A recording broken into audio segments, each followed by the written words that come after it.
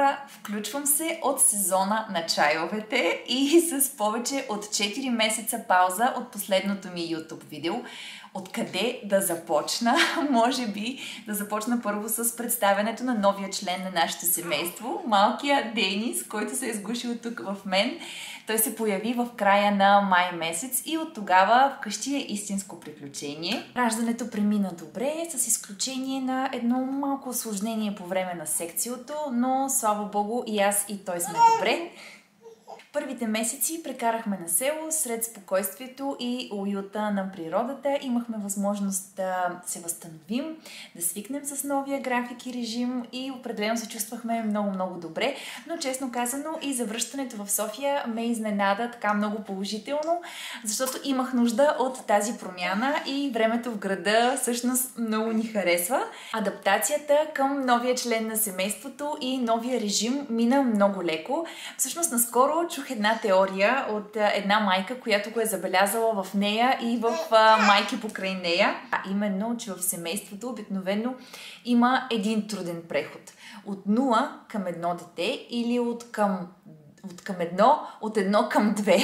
В моя случай определено преходът от 0 към 1 беше много труден, много сложен, съвсем преобръщащ света и представите за нашето семейство, докато преходът от 1 към 2 беше много лек, така съвсем неусетен, даже бих казала почти неусетен. Малко или много бяхме подготвени психически за промяната и бяхме свикнали да сме в малко по-стегнат режим и нощния сън, което беше най-голямото предизвикателство за мен от 0 към 1, или по-точно липсата на нощния сън. Сега не се усети толкова драстично, толкова значително, а и Денис, струва ми се, е малко по-спокойно бебе и определено спи доста по-добре вечер, отколкото Йоан спеше, когато беше на неговата възраст.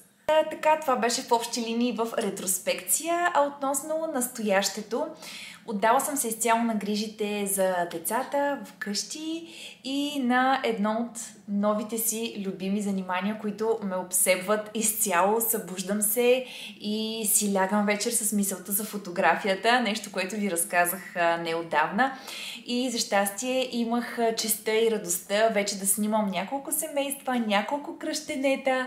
Успявам да балансирам между грижите за децата и фотографията, защото това ме кара да се чувствам жива. И много се вълнувам и за предстоящите есенни фотосесии. Ако ви е интересно да разгледате малко повече от снимките, които се получиха напоследък, или пък искате и вие да запазите своята есенна фотография, своята есенна фотосесия, защо не, ще ви очаквам да ми пишете на инстаграма Dani Dream Shots. Там е моята галерия от кадри, които съм направила до момента и всичко бъдещо, което ще качвам там. Очакват ни много нови истории, така че ако ви е интересно, може да ме последвате там. Относно YouTube канала, много мислих в каква посока бих искала да поема и честно казано се чувствам много комфортно в дневните влогове, в седмичните влогове, въпреки че сега ще ми бъде малко по-трудно да редактирам толкова дълъг отрязък от време.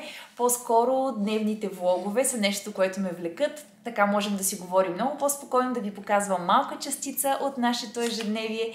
И определено е формат, който ми допада, но също така съм предвидила и няколко тематични видеа, като например продукти нови, които използвам и какво е мнението ми за тях. Например, марката Гизу, която тествах съвсем скоро и много искам да ви разкажа за първите си впечатления от нея. Друго видео е изразходвани продукти, дали бих си купила отново. Това е едно от старите видеа, които вие много харесвахте и затова реших да презаснема сега с някои нови продукти.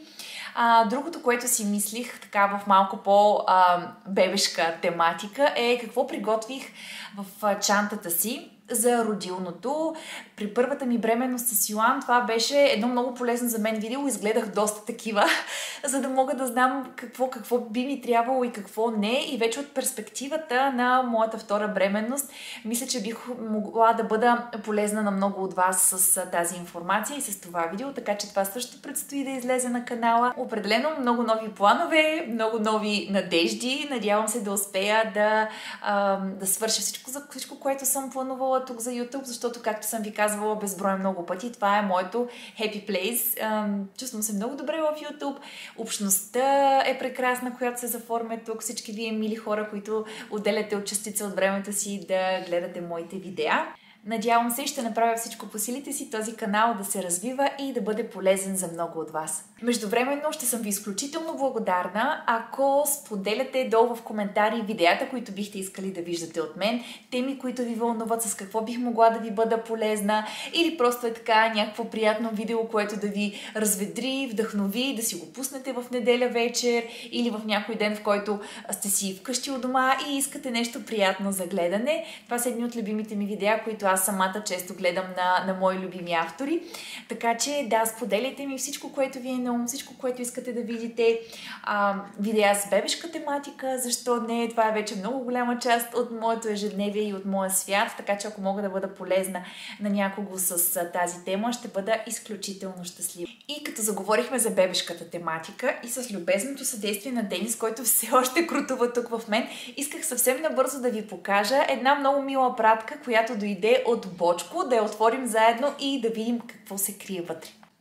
И така, какво са ни приготвили от Бочко днес? Ето и първото нещо, което грабва вниманието ми, този смешен търлеж.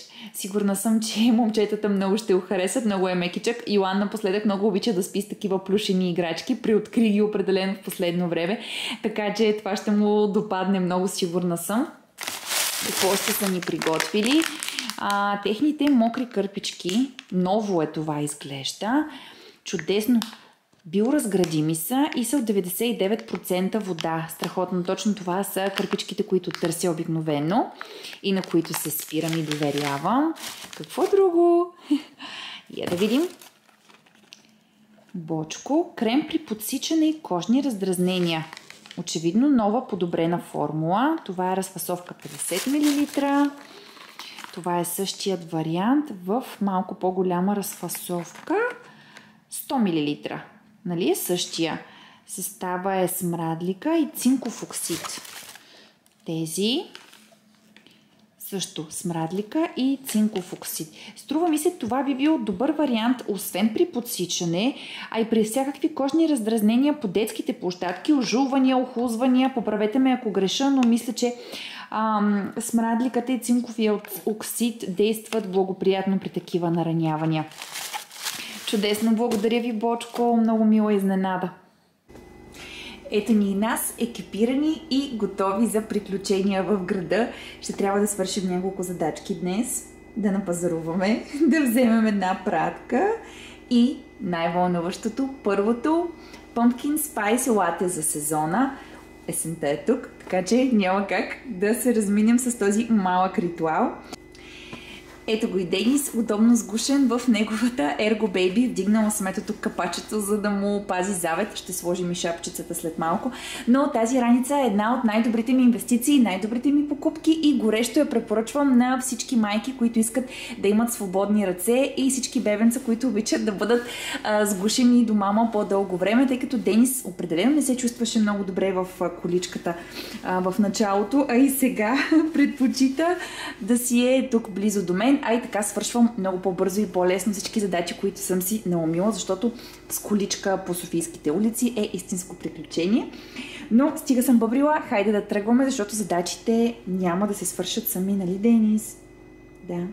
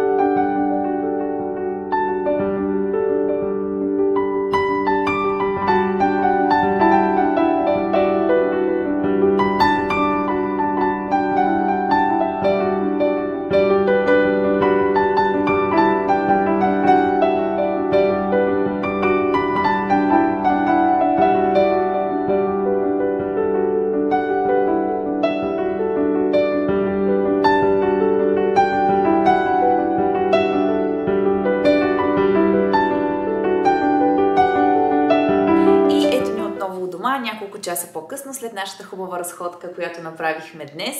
И всъщност имам няколко минутки сега да си поговорим насаме, тъй като Светло вече си е у дома и може да се погрижи за Денис. Темата е есен, така че направете си нещо вкусно, топло, уютно за пиене и така да си поговорим за този толкова хубав сезон. Не знам дали някои от вас също са се чувствали така, но допреди известно време някакси не оценявах изобщо есента и като цяло смяната на сезоните. Всичко ми беше така, едно след друго просто се случваше, без да отдавам голямо значение. Особено на есента, тъй като в по-младите си години свързваше есента с тръгване на училище, после на университет. Обикновено е доста стресово, особено в университетските ми години.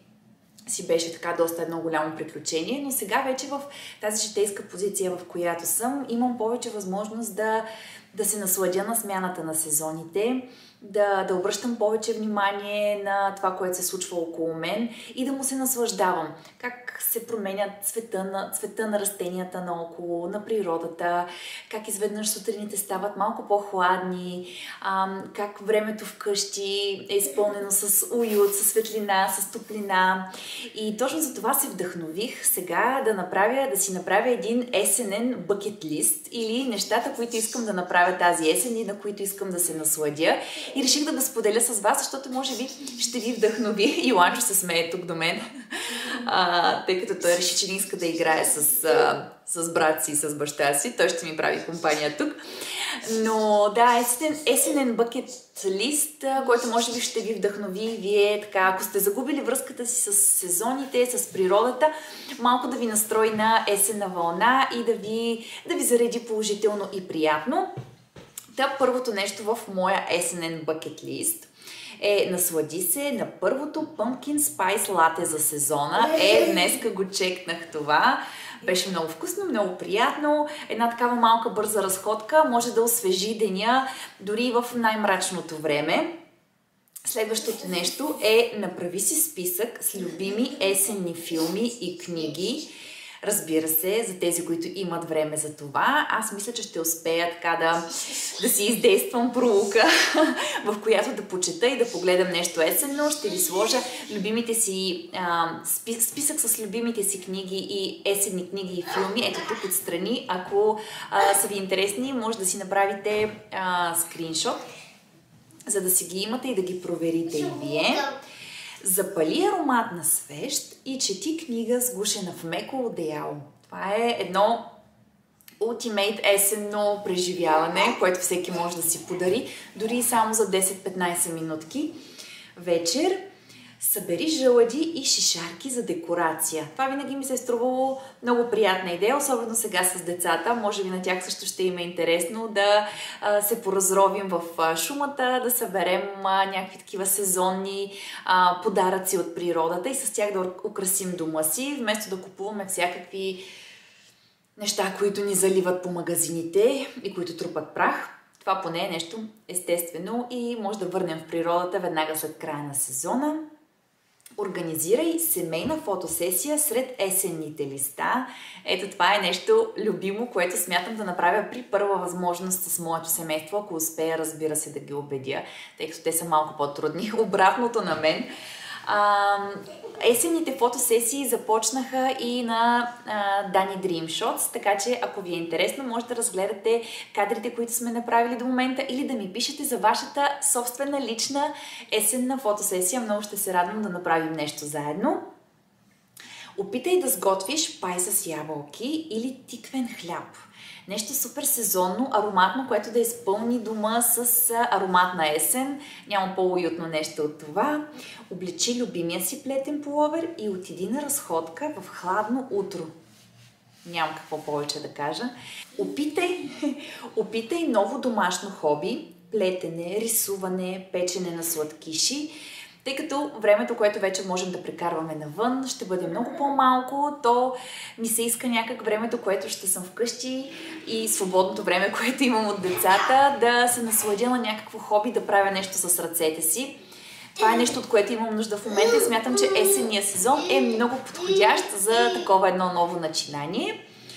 И какво друго? Направи списък с неща, за които благодариш тази есен. Завършваме на ето тази положителна нотка, защото смятам, че е нещо много важно да осъзнаем какво хубаво нещо ни се е случило, да го, как да кажа, да го оценим, да благодарим, да се заредим положително, приятно и да сме отворени да посрещаме хубавите неща в живота си тази есен. И така, това беше от мен за тази седмица.